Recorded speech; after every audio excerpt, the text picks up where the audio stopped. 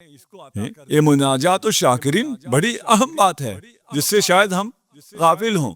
ایک آخر میں نماز پڑھ کے ایک سجدہ شکر انجام دے کے ہم سمجھتے ہوں کہ بھئی ہم نے بڑا شکر کر دیا ہے. شکر کب اور کس کا کیا جائے؟ شکر اس کا کیا جائے جس سے آپ کو کچھ دیا ہو اور دینے کا ارادہ بھی رکھتا ہو.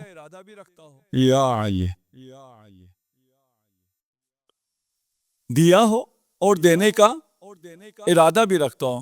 کبھی کبھار کسی کے ہاتھ سے کوئی چیز گر جاتی ہے اور وہ آپ تک پہنچ جاتی ہے. اس نے تو آپ کو نہیں دیا نا. ٹھیک، اس پہ شکر بھی نہیں. ہاں، کوئی موبائل کوئی چیز مل جائے تو شکر کر کے جیب میں نہیں ڈالنا، وہ جا کے اسٹال پہ دینا کہ اعلان کریں جس کا ہے اسے مل جائے. اب خدا کا شکر ہے یا نہیں؟ خدا نے آپ کو نعمتیں دی یا نہیں دی؟ اتنی دی ہیں جن کا ہم شمار بھی نہیں کر سکتے. خدا آپ کو دینا چاہتا تھا یا یوں ہی آپ کو پہنچ گیا؟ خدا مجھے دینا چاہتا تھا. خدا کے اذن کے بغیر کوئی پتا بھی نہیں ہلتا.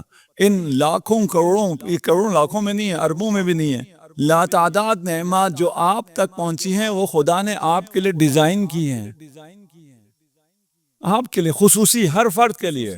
کیونکہ ہر فرد کو لیے الگ نعمت پہنچتی، اس کا دوسرے سے کوئی لینا دینا نہیں ہے. سورج سے جو نعمت مل رہی ہے، زمین سے، ہوا سے، شمال سے، غرب سے، جہاں جہاں سے جو نعمت مل رہی ہے، خدا نے اپنے علم، اپنے اختیار، اپنے ارادے سے آپ تک، مجھ تک ڈائریکٹ یہ نعمت پہنچائی ہے.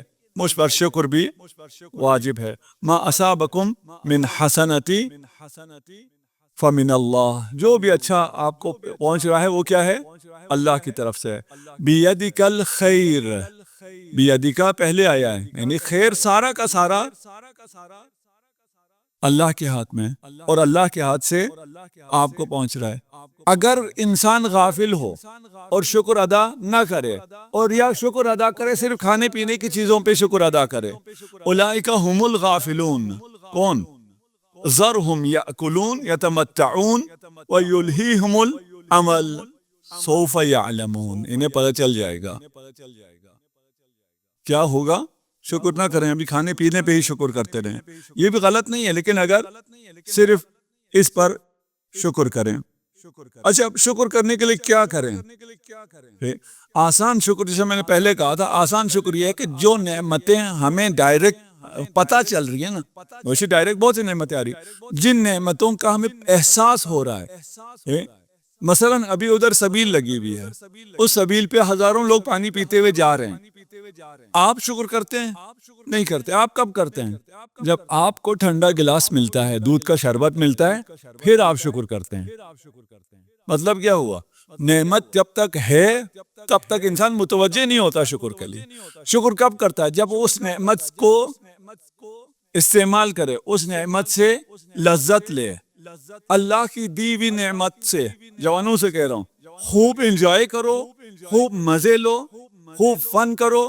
اگر تم انجوائے کرو گے، لذت لو گے، تو خدا کا شکر ادا کرو گے. یہ جو اگر کچھ میری طرح کے بزرگ ہیں نا، وہ خوش ہوتے ہوں جب آپ بالکل پڑے ہوں کسی کونے میں، یا گردن آپ کی ٹیڑھی ہوتا ہو، خوش ہوتے ہوں. نہیں، جاؤ، جو جتنا حلال، ہاں جتنا گھوم سکتے ہو گھومو، جتنا انجوائے کر سکتے ہو انجوائے کرو، جتنا ممکن ہے خدا کی نعمتوں سے فائدہ اٹھاؤ، جتنا ہو سکتا ہے خدا کی نعمتوں سمیٹو، شکر کرو گے. اگر ہمارے ہاں رہبانیت تو نہیں ہے نا کسی غار میں جا کے آپ بیٹھ جائیں. خدا کی نعمتوں کو آزماؤ، جمع کرو، انجوائے کرو، سیلیبریٹ کرو، اور پھر اللہ کے شاکر خود بخود بن جاؤ. اس کا شاکر ہونا آسان ہے. اس کے علاوہ جو حدیث میں آیا ہے کہ آپ کیسے شاکر ہوں، اور پھر پہلے تو جوانوں سے تھا، اب میں بزرگوں سے کہہ رہا ہوں. یہاں جو بزرگ ہیں اور جو میری مائیں امام بارگاہ میں ہیں، اگر آپ کو کوئی نعمت ملتی ہے، روایت سب کے لیے ہے لیکن آپ کے عمل سے بچے سیکھتے ہیں، اس لیے کہہ رہا ہوں. روایت ہے کہ اگر آپ کو کوئی نعمت ملے، آپ فوراً سجدے میں چلے جائیں، اپنے رخسار خاک پر رکھ کر کہیں شکرن للہ، شکرن للہ. جو بچہ اس عمل کو دیکھ رہا ہو بزرگوں کے، اور ہر نعمت ملنے پر آپ کا یہ عمل دیکھ رہا ہو، اس کو اور کچھ سمجھانے کی ضرورت ہی کوئی نہیں ہے. جو نعمت ہمیں حاصل ہے معنوی نعمت، جیسے میں نے کہا یہ مرکز نعمت ہے، یہاں پہ علم جو آئے گا وہ نعمت ہے، یہ علمی مرکز علماء نعمت ہیں، کتابیں نعمت ہیں، یہ سوشل میڈیا نعمت ہے ابھی آج کل آپ کے لیے۔ گمراہ کرنے والے بھی اس میں بہت ہیں، لیکن آپ کو بات کرنے کی آزادی ملی، آپ کے پاس اتنی سچائی ہے کہ آپ ان پہ غالب آ سکتے ہیں اور آئے ہوئے ہیں، تو یہ نعمت ہے۔ ان نعمت کو جو ظاہری نعمت ہے، کچھ معنوی نعمات ہیں جن کا آپ کو احساس نہیں ہے۔ ایک شخص امام جعفر صادق علیہ الصلوۃ والسلام کا خادم تھا، امام کے یہاں خدمت کرتا تھا۔ ایک شخص خراسان سے آیا اور اس نے آ کے خادم سے کہا کہ میرا ایک بہت بڑا باغ ہے، سالانہ اتنے ملین مجھے اس سے آمدنی ہوتی ہے۔ انہوں نے کہا مجھے کیوں بتا رہے ہو؟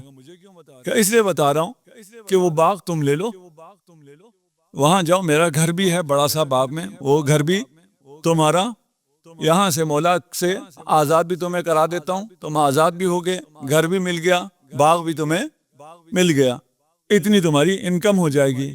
کہا مجھے کیا کرنا پڑے گا؟ کہا یہ جو تمہارے پاس جگہ ہے نا، جو لوپ تمہارے پاس ہے امام کی خدمت کی، یہ مجھے دے دو۔ آفر اچھی تھی نا جی؟ اب یہاں کے مسجد کے خادم سے کوئی آئے کہے کہ میرا بنگلہ لے لو، یہ کوئی مثال ایک نہیں ہے لیکن بچوں کو سمجھانے کے لیے، میرا بنگلہ لے لو، یہ خدمت کا موقع مجھے دے دو۔ کہا بہت اچھی آفر ہے۔ میں کہا شکریہ۔ کہا امام سے اجازت لے کے آتا ہوں میں، امام تمہیں قبول کریں گے خدمت کے لیے، مجھے چھٹی دیں گے، رخصت دیں گے، اجازت دیں گے، پھر ہی ہوگا۔ جا کے خوشی خوشی امام سے کہا امام مجھے ایسی آفر ملی ہے، آپ کیا فرماتے ہیں؟ امام کہا چلے جاؤ، اتنی اچھی آفر ہے ابھی چلے جاؤ۔ کچھ لوگ جو ہمارے ساتھ کام کرتے ہیں کہتے ہیں ہمیں باہر سے جاب ملی ہے، اتنے $1000 تنخواہ ہے، کیا کریں؟ ہم کہتے ہیں چلے جاؤ۔ دل سے تو یاد نہیں دے پاتے، خود اس کی خاطر، ہاں نہ اپنے ہمارے کاموں کے لیے، خود اس کے لیے کہ بھئی یہ بہت بہتر تھا، یہاں دنیا بھی ہے آخرت بھی ہے، ادھر کہاں جا رہے ہو پتہ نہیں، دنیا ملتی نہیں ملتی، آخرت کا تو اور مشکل میں پڑ جاؤ گے۔ امام نے فرمایا ٹھیک ہے، اچھی آفر ہے، چلے جاؤ۔ پھر کہا یہ دے کیوں رہا ہے تجھے یہ باغ؟ کہا امام میں بھی تو آپ کی خدمت کا شرف اسے دے رہا ہوں، کوئی کم قیمت تو مجھ سے نہیں لے رہا۔ میں نے کہا ہاں قیمت تو تم اچھی دے رہے ہو۔ تھوڑی دیر بعد سوچنے کے بعد کہتا ہے امام مجھے معاف کر دیں، مجھے اندازہ نہیں تھا کہ میرے پاس کیا نعمت ہے اور میں کتنے سستے میں دے رہا تھا یہ نعمت۔ توجہ ہوئی تو نا؟ انہوں نے کہا نہیں بھائی، واپس آ کے کہ تم جاؤ، تمہارا باغ تمہارا گھر تمہیں مبارک، یہ شرف میں تمہیں دینے والا نہیں ہوں۔